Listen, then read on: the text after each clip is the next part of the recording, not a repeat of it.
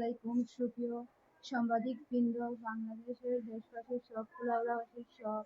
আমি মুসাম্মদ জুলি আক্তার, পিটিমবাসা ইউনিয়নের রবিরবাজারের একজন বাসিন্দা। আমি রবিরবাজার টু বাংলা বাজার রোডে বাসা দিয়ে থাকি। আমার বাসার সামনে পিটিমবাসা ইউনিয়নের রবিরবাজারের রিক্সা সভাপতি আলী হোসেন কোয়েস নতুন বাড়ি নির্মাণ করতেছেন। তিনি আমার বাসার সামনে পেলে আমাকে বিভিন্ন অস্বীকৃত কথাবার্তা বলেন, কুপ্রস্তাব দেন, যে বিষয়ে আমি আমার স্বামীকে বলি। গত 1.5 মাস ধরে এই জ্বালাতন আমাকে করে। আমি তা সহ্য না করতে পেরে আমার স্বামীকে বলি। আমার স্বামী যখন জিজ্ঞেস করতে যায় তখন বিভিন্ন নির্যাতন আমাদের উপর চালু করে রবিরবাজারের রিক্সা সভাপতি আলী হোসেন কোয়েস। ও যখন একা পারেনি তখন বিভিন্ন গুন্ডা, শিশু সহ আমরা স্বামী স্ত্রীকে অন্যায়ভাবে নির্যাতন করে, যার ফলে বাংলাদেশ সরকার ও প্রিয় দেশবাসীর কাছে আমি আমার বিচার দাবি করি। আমার ঘরে আমার স্বামী ব্যতীত অন্য কোনো রোজগারই নেই, যার কারণে আজ 2 দিন যাবৎ আইনের আওতায় যাওয়া বাদেও আমাদের কোনো কিছু হয়নি, কোনো বিচার পাইনি। এই বিচার আমরা দাবি করি বাংলাদেশ সরকার ও পুলিশ প্রশাসনের কাছে। আসসালামু আলাইকুম।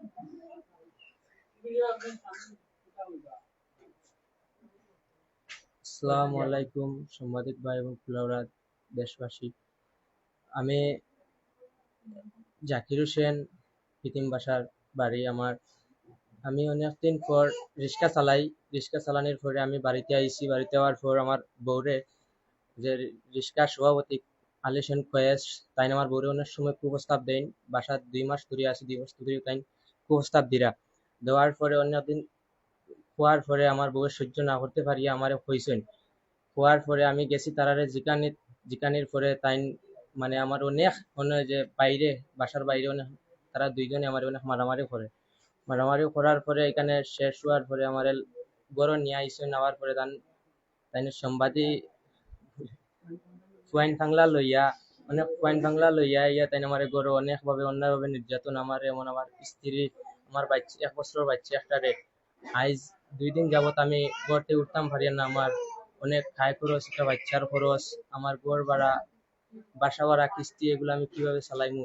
সরকার, বাংলাদেশ সরকার, আমি তাদের কাছে বিচার চাই যে আমার দেশবাসী কাছে বিচার চাই যে আমার সুস্থ বিচার। আমার যে বুকুর অবস্থা, বুকুরে লাচিয়ে মানে অনেক খারাপ, সুস্থ বিচার চাই আপনার কাছে, যে আমি কিভাবে কাম করবো এবং কিভাবে ঘর সংসার চালাইমু, এই বিচারটা আমি আপনার কাছে চাই। আসসালামু আলাইকুম।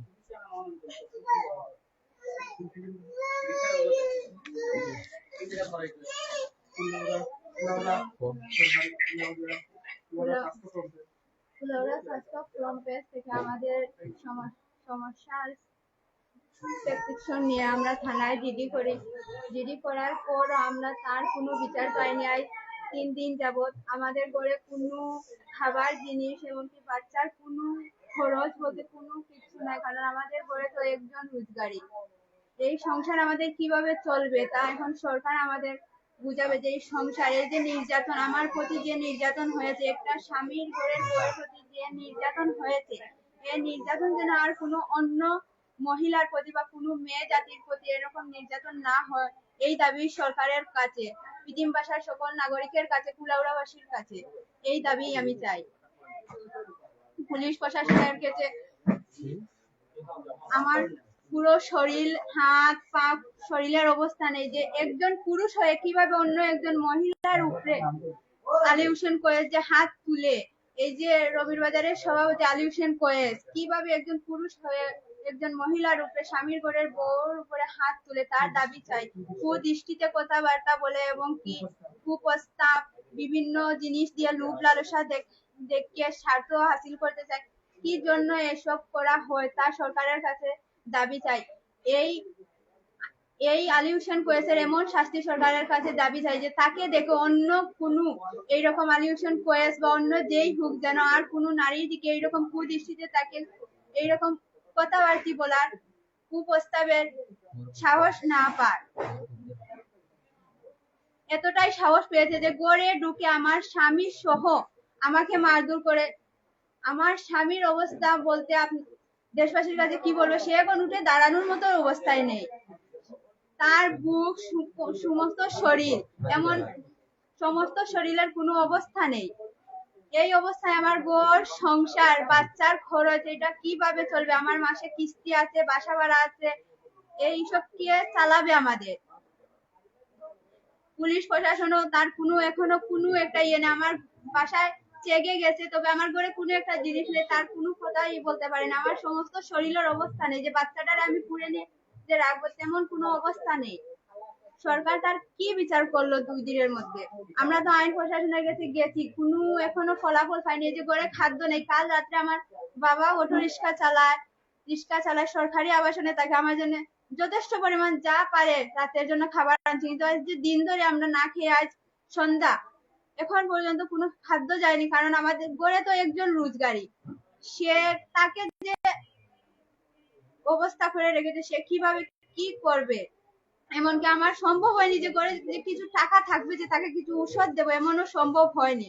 কিন্তু তারা এখনো, আইন প্রশাসনের কাছে গিয়েছিলাম, জিডি করেছি, তারা এখনো কোনো বিচার দিতে পারেনি। সরকারের কাছে এটাই দাবি, গরিব মানুষের, অসহায় মানুষের এই বিচারটা যেন করা হয়।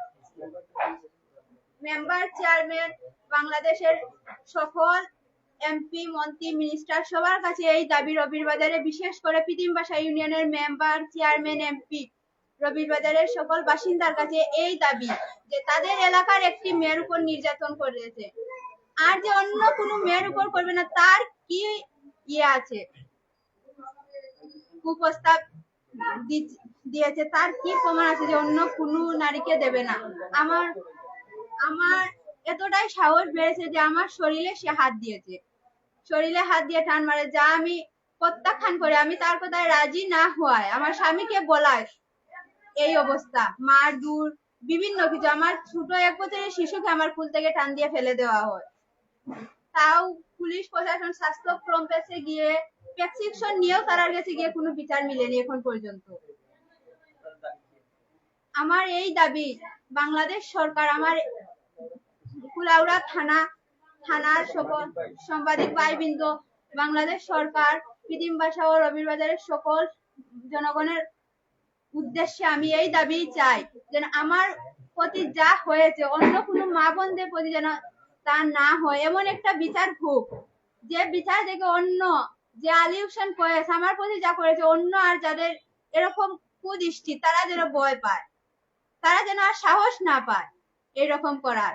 আর আমার ঘর সংসার এই অবস্থায়, আমার স্বামীর চিকিৎসা, আমার চিকিৎসা, আমার বাচ্চার চিকিৎসা যে অবস্থা করেছে, তা সরকারের কাছে দাবি দেয়। তারাই বলবেন যে আমার ঘর সংসার এখন কিভাবে চলবে, তারাই জানাবে যে এখন কিভাবে চলবে। আসসালামু আলাইকুম।